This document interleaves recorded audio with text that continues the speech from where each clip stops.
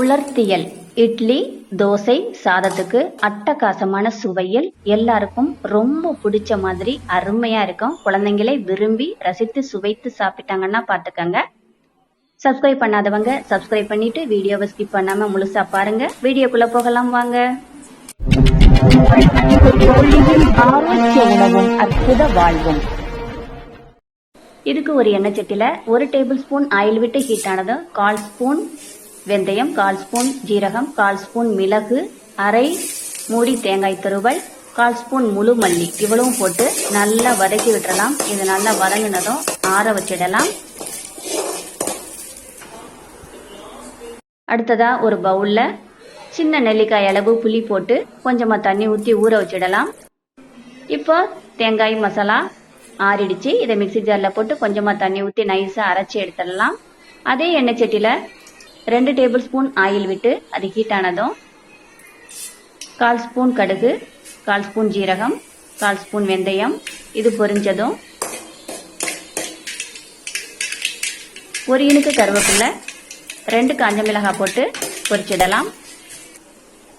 அடுத்தது அதில் 1/4 டீஸ்பூன் மஞ்சள் தூள், 1 டேபிள் ஸ்பூன் மிளகாய் தூள், 1 டேபிள் ஸ்பூன் மல்லித்தூள், 1/4 ஸ்பூன் சீரகத்தூள் போட்டு 1 டீஸ்பூன் சால்ட் போட்டு நல்லா வதக்கி விட்டுறலாம். இது வதங்கினதும் நம்ம அரைச்சி வச்ச தேங்காய் பேஸ்ட்டை கொட்டிட்டு இதையும் லைட்டாக வதக்கி விட்டுறலாம். அடுத்ததா நம்ம ஊற வச்ச புளியை கரைச்சி இதில் ஊற்றிட்டு மிக்ஸ் பண்ணி விட்டுறலாம். இதில் இப்போ 2 டேபிள் ஸ்பூன் வெள்ளைக்கட்டியை நல்லா நசுக்கி போட்டுட்டு 1 டம்ளர் தண்ணி ஊற்றி கொதிக்க வச்சுட்டு இந்த பக்கம் ஒரு எண்ணெய் சட்டியில் 1 டேபிள் ஸ்பூன் ஆயில் விட்டு ஹீட் ஆனதும் 10 பூண்டு பல்லு, 15 சின்ன வெங்காயம் போட்டு நல்லா வதக்கி விட்டுறலாம். இந்த குழம்பு உலர்த்தியல் நல்லா கொதி வந்திருக்கும் பாருங்க. இப்போ இதில் நம்ம வதக்கியதை அப்படியே கொட்டிட்டு மூடி போட்டு 10 நிமிஷம் நல்லா கொதிக்க விட்டுறலாம். இது நல்லா கொதிச்சு கிட்டத்தட்ட ஒரு கிரேவி பதம் வந்துடும். கரெக்டான பக்குவம். ஸ்டவ் ஆஃப் பண்ணிட்டு இனி இதை பவுலில் மாற்றிக்கலாம். இப்போ இதில் கொஞ்சமாக மல்லித்தலை போட்டுக்கலாம். வாசமே நல்லா தூக்கலா கம கமன்னு கலக்கலா இருக்கு. இனி நம்ம சாதத்தில் போட்டு சாப்பிடலாம். டேஸ்ட் பார்க்கலாம்.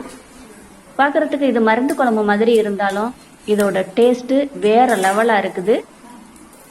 நல்லா ஒரு வத்த குழம்பு சுவையில் அருமையா அட்டகாசமா இருக்கு. இனி குழந்தைங்க என்ன சொல்றாங்கன்னு பார்க்கலாம் வாங்க. இதுக்கு பேர் தான் உலர்த்தியல். உலர்த்தியலா? வத்த குழம்பு மாதிரி அவ்வளவு டேஸ்டா இருக்குமா? நிஜமாவா? உனக்கு பிடிச்சிருக்கா? ஓகே, சாப்பிடுங்க நல்லா. இதை விட வேற என்ன வேணும்? தேங்க்யூ.